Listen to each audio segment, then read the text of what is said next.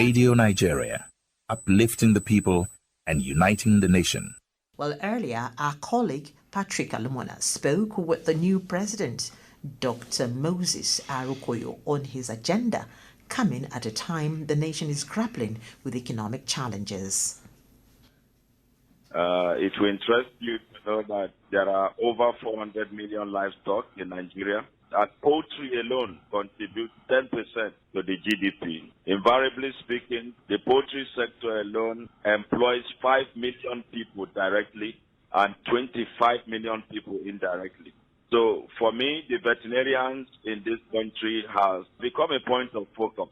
If the president have declared a state of emergency on food security, what it means is that the veterinarians have become the heartbeat of the nation, because we would have to preserve this GDP and then we'll also have to increase it. What it means is that we are ready to collaborate with Mr. President to ensure that this declaration becomes something that we really take serious focus on and help the government to bring relief to the nation. How will you address the issues of public health and sustaining the bond between human beings and animals?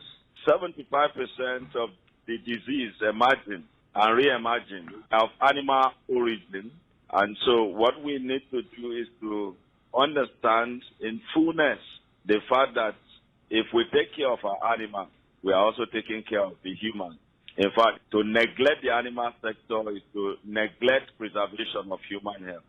So we would collaborate with other sectors in the spirit of One Health, and we would educate our people the more.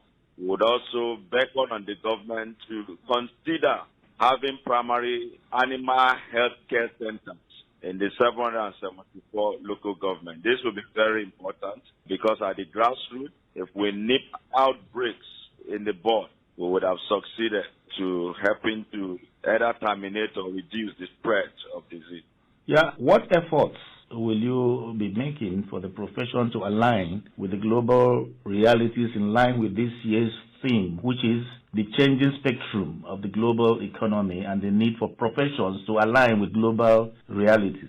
One of the things we will focus on is upskill. We would increase in our efficiency in service delivery. We would improve in the modern ways where technology comes in helping us becoming more efficient. There are newer ways of vaccination. There are machines today that can vaccinate 30,000 birds in 20 minutes. So we would upskill. Okay. Do you have any message generally for Nigerians? Yes, I want to say the veterinarian today has a very strategic place in the society. We need to recognize the fact that the veterinarian has become increasingly that bridge between humanity and the animals. Every day we are having increasing outbreak of zoonotic diseases, tuberculosis, anthrax, Lassa fever, Ebola, and the likes of it. The vet has a critical role to play.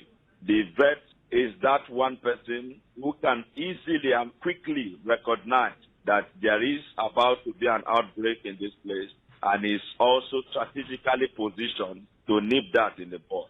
I want to encourage my fellow Nigerians to recognize this and to join force with us to appeal to the government to employ more veterinarians in our different states.